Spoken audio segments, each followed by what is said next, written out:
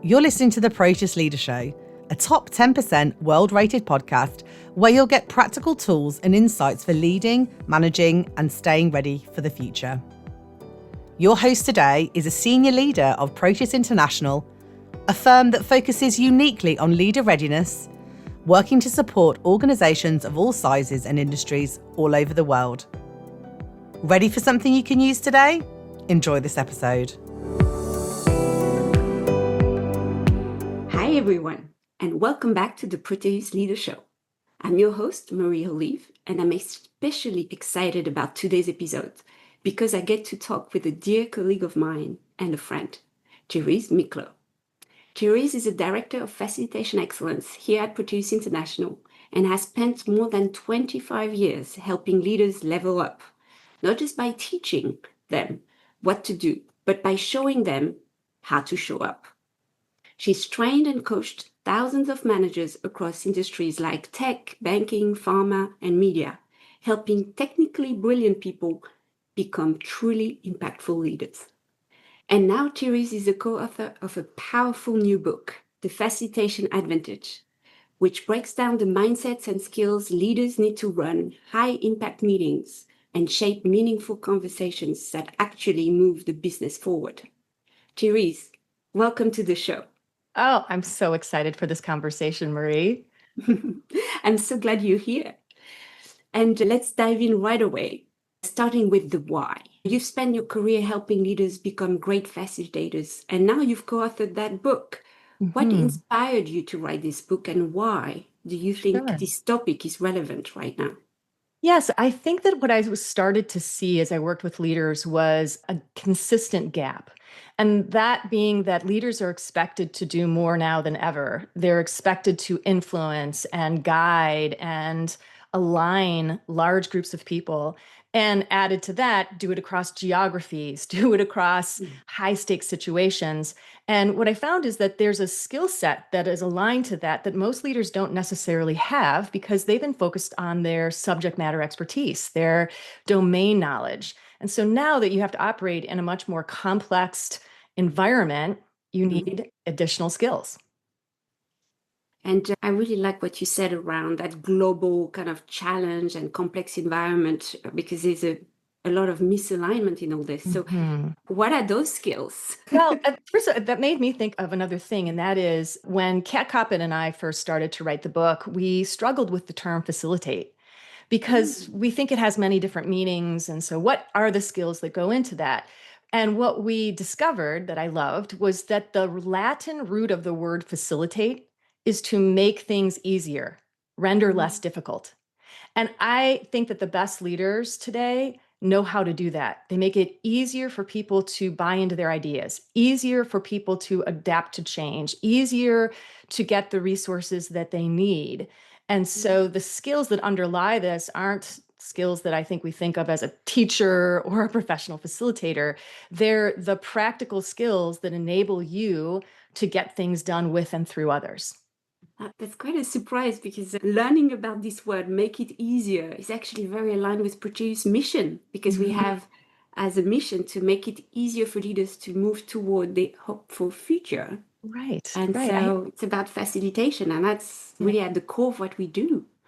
Yeah, I think there's just so much complexity and so much noise in organizations these days. And the way Proteus helps clients and give the skills to help cut through that noise and be able to influence in a really effective way are the skills that we're going to need in the future. Now, if I'm a leader and, I need to lead meetings, but I want to move to facilitating moments with my team, how do I make that shift? I think the most practical thing to think about is how you run your meetings. And here's the truth of what I've seen in watching hundreds and hundreds of meetings is that most leaders are focused on driving the agenda. They're focused on their priorities and not necessarily what's happening in the room. And I mean virtual room or in-person room. And they're pushing through bullets, pushing through the topics, but not really focused on the silent frustration, the silent signals that we often get that tell us people aren't bought in or they have questions, or they're concerned. And maybe you relate to this, Marie. This has happened over my career. There's the meeting after the meeting. You know the one Yeah. where I bet a lot of times people came into your office after the meeting and thought like, okay, what do they mean by that? And what, do they really think that that's possible to accomplish? And like, who do they think they are? And I think what the shift is to be able to focus on the unspoken that needs to be discussed in a meeting, as opposed to what typically happens, which is that stuff lingers and it takes a lot longer to get people on board and overcome some of the obstacles. So first of all, you need emotional intelligence because you need to pick up those cues in the room. And then Right. if you do, how do you deal with those? Right. Yeah, I think that one of the first things that we cover in the book that's a really practical way to address that is the skill of listening. And I think oftentimes as leaders, we're expected to have the answers. We're expected to give the solutions and offer the guidance. And while I think that's always going to be true, I think we over-index on that. And so I think the skill to counterbalance the focus just on the agenda and the topic is to now become more aware of and draw people out, and not just accept the passive head nod as a signal that you can move on and people are bought in. Listening is a core of the modules we do in the leadership development practice at Proteus. And listening is not just staying silent, it's actually also restating and asking powerful questions, curious questions. So it's Yes. drawing people in. It is. And you know, Marie, the one question, if I could wipe off the face of the earth, it would be this one. Does anybody have any questions? Does anybody have any questions? Why, in your opinion, I'm sure you've sat in many meetings and that's been asked, why do you think that doesn't work? That's not a very effective question. I mean, first of all, it's a close-ended question, and people feel judged just by the framing of that question. And so I would definitely ask a more open-ended questions to invite people to a conversation versus shutting it down a little bit. Yeah, I agree. I think that question is one we've heard so often that we don't think it has any meaning anymore. And it feels perfunctory, not very curious. And so the one thing all of us can do to drive a different interaction is to ask a better question. And it might be something like, and so instead of, does anybody have any questions? It might be, what haven't we discussed yet that's important to put on the table right now? Or how is this resonating with you compared to what we did last year? Those are genuinely going to be experienced to people as conversation starters and not necessarily just seeking head nods.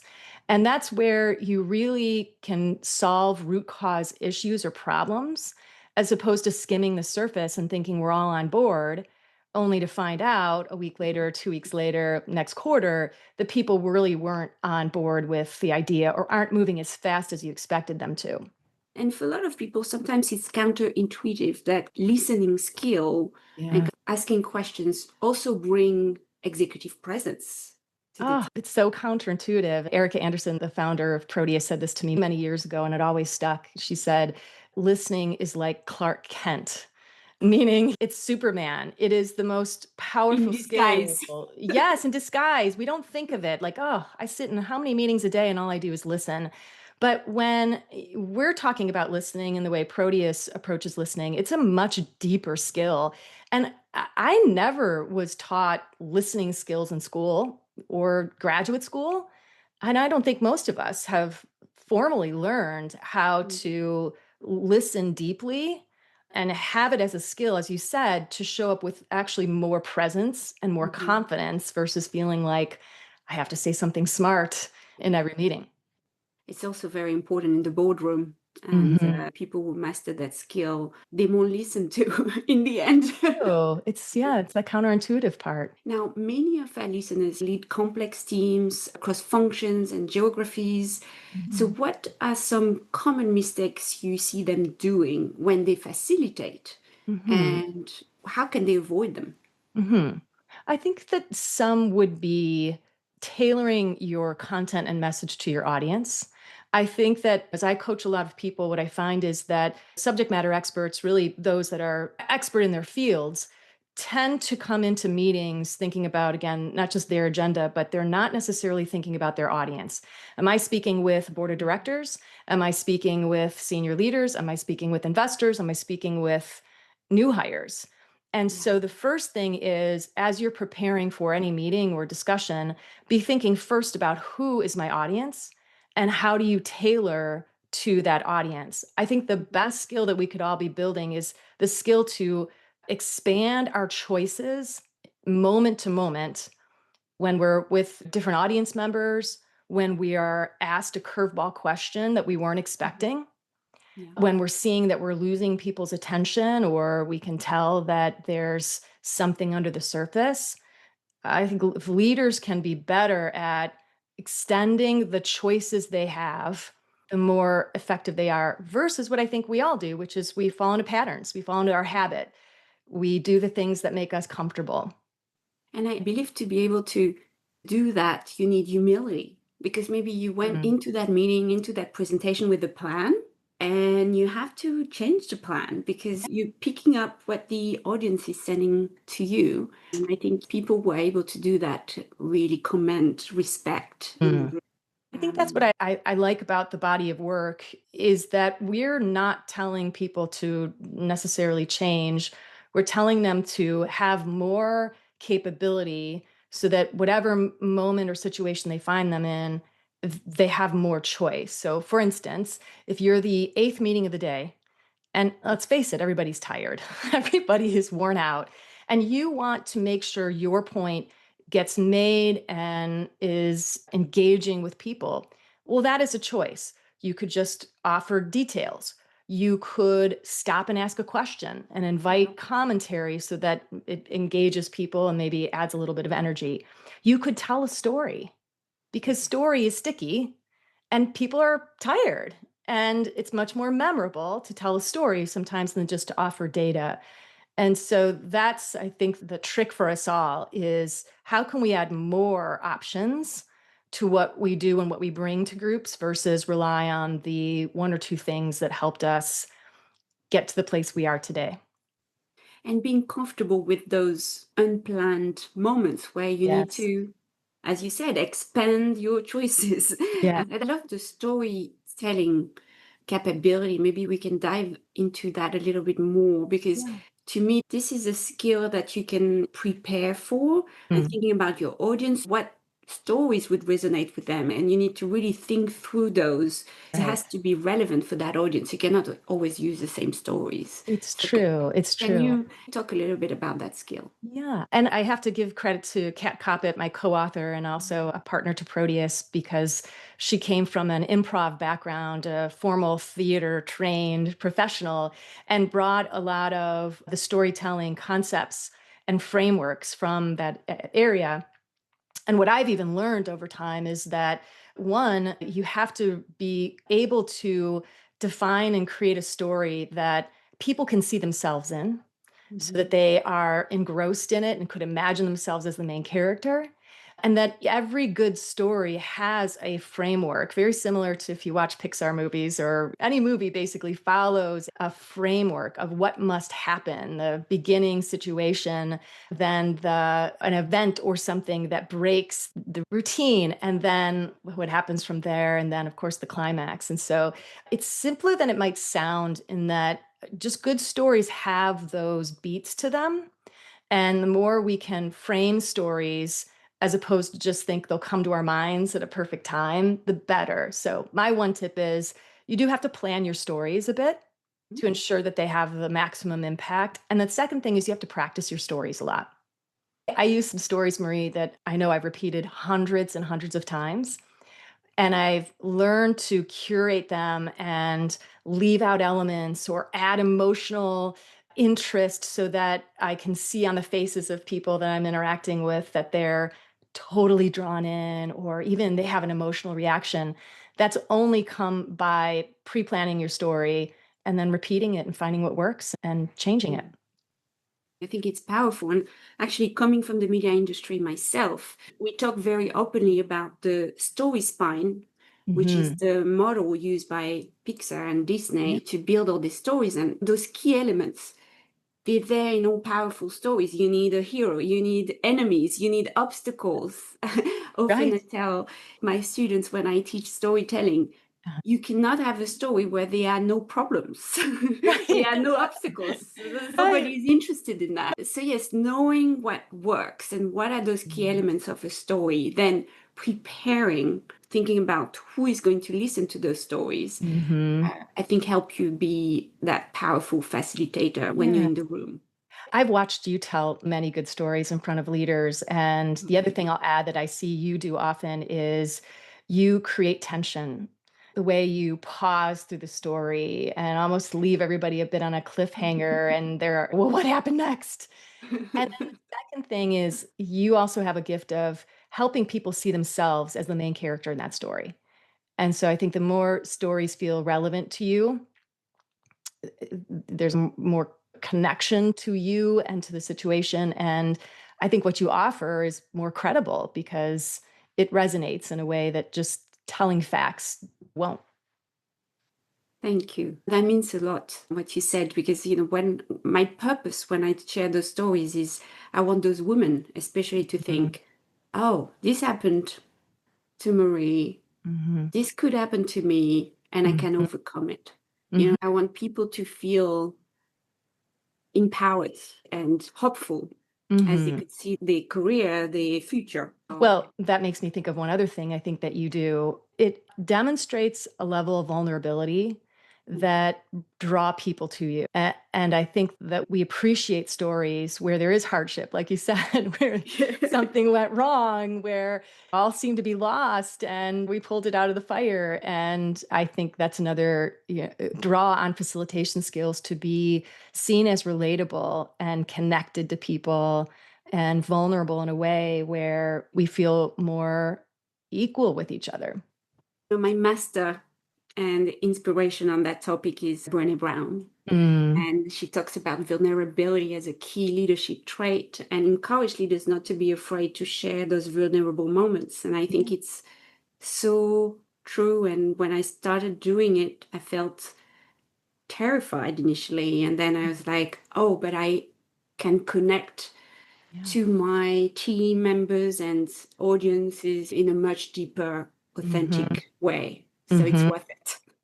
It is, and it goes even beyond stories. Sometimes as the leader, it's also acknowledging when you don't have the answer, or acknowledging when this is hard for you too, or maybe taking down the mask a little bit so people also see you as someone experiencing change as well, or that you're empathizing with how others might feel. So it's such a valuable skill and capability that I think that we just crave more and more from our leaders. Now, one thing I see you do so well when we facilitate together events is how you elevate people in the room and dive into that wisdom in the room. Can you talk about that skill? How do you do that? Because Sure. people want to speak up. I'll give you three things that all your listeners could apply immediately. And the first is mindset, how you come into any meeting or situation and what you're thinking. So, for instance, if you're thinking, I better not screw this up, or I better sound like I know what I'm talking about, or I better get this all out in the way I'm imagining, it leans you towards focus on yourself versus focus on what's happening for other people. So the first thing, and again, I attribute this to the Proteus founders, Erica Anderson and her partner, Jeff Mitchell, teaching me this, is the mindset of the wisdom is in the room. Mm. And that might be counterintuitive to some of you who think, but well, I don't know if that's true. I think I'm actually the one that has to have the answers and information. But I would encourage us all to think about it differently. And that is that if you want engagement, then there has to start with the mindset that I genuinely want to hear from this group of people. They have something of value to add. And that's the first thing I think, because it will display itself in how you engage. If your mindset is there's wisdom in the room versus I better sound perfect or don't screw up. So that's the first thing, is it all starts from inside. The second thing is to draw people out, it requires you to acknowledge what they're bringing to the party. And because most people in spaces are also having their own self-talk chatter of, is this safe to speak up? What will they think if I bring this up? And so to help them get in a place of feeling that they have value to add and they can add, it then comes to questions and how you're listening below the surface. So pausing more. Oftentimes when we're nervous and we have a lot to do and the clock is ticking, we talk very fast. First thing you can do is what I try to do is pace myself and more pauses. Yes, being comfortable with silence, right? Yes, it's hard, but if you create space of silence for people, while it may feel uncomfortable for you, it feels really helpful to others because you're giving them a moment to pause and think Yes. versus talking over it. So that would be another area I think we can all focus on, as well as listen beyond the words. Listen to body language. Notice even virtually, you can see this, right? When someone who's talking now pulls away and crosses their arms and looks down, you can call that out in a way that is still respectful to people. But I might say, Marie, tell me what you're thinking right now, and invite you to maybe say something that you are concerned about articulating. And then I think the last thing I would say is that you have to serve the purpose and not your ego. And sometimes that means that there's your agenda and there's the group's agenda. And often those two things are in conflict. This happens a fair amount with me, where I know what I'm going to say, I know what we have to accomplish and the time we have. But then when you open the door for people to really interact with you, you're going to find that they may have other priorities than yours. Yeah. And I think a good leader knows when to off-road and be able to invite those perspectives and, okay, we need to talk about this first, because if we don't overcome these obstacles, they're not going to want to listen to what I have to say. So it's the skill of being able to read the room and then know, how do I have to pivot to achieve the ultimate outcome, not necessarily my outcome, but the outcome of the group and the larger deliverable or endpoint that you want to get to. This is so practical, and we love leaving our listeners with practical tips that they can apply from today. So let's see if I remember all of them. But first, it starts inside. So you need to think that there is wisdom in the room. So people will feel that they're valued and they'll be invited to contribute, and that will work better than if you think you need to have all the answers. So that's number one, right? Mm-hmm. The second one is about posing and being comfortable with silence. Yeah. And so pacing yourself, breathing, all those Yeah. techniques, people will feel that silence potentially. Mm-hmm. And the third one, remind me. It's serving the larger purpose, managing your needs and agenda with the group's needs. So in a way, it's how you keep on track with the group balanced with your agenda. You serving them as a priority, and you keep that in mind, which is similar to coaching. Yeah. As a coach, we're not supposed to have an agenda. We're here to serve the coachee. And I think maybe that mindset help also to facilitate. I think that's a great point, because facilitation, back to the definition of to make things easy, we've talked about it in larger groups or situations or meetings, but you're facilitating this conversation right now. It happens in every interaction that you have, in one-on-ones or with small groups or in a group of 100 people. So it's really universal. Even in sales. Oh, definitely in sales. Sales excellence. Use this facilitation excellence in disguise, I believe. Yes, for sure. But thank you so much, Therese. Your wisdom, your clarity, your deep commitment to empowering others continue to inspire me, just as they did when we first worked together. And I've learned so much from you. Well, I'm forever grateful. I'll say one final thing. You and I both love Pilates, and I think of facilitation very much like a practice. And that is, there's always more to learn. There's always more circumstances and situations. And I think there's nothing better than having a partner like you or a trusted advisor, if you're co-facilitating or leading, to help you get better and give you feedback and continue to grow. I hope others have the same kind of benefit from a relationship like ours. Yes, I'm very lucky to be in Therese's club, as you said.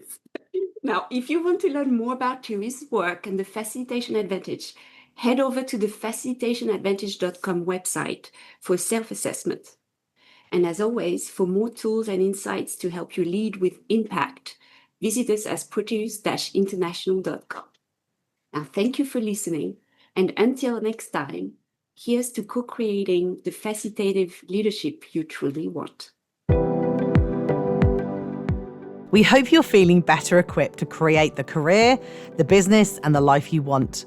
To find out more about how we support our clients in leadership, learning, and change, visit us at Proteus-International.com. Have an excellent day, and thanks for listening.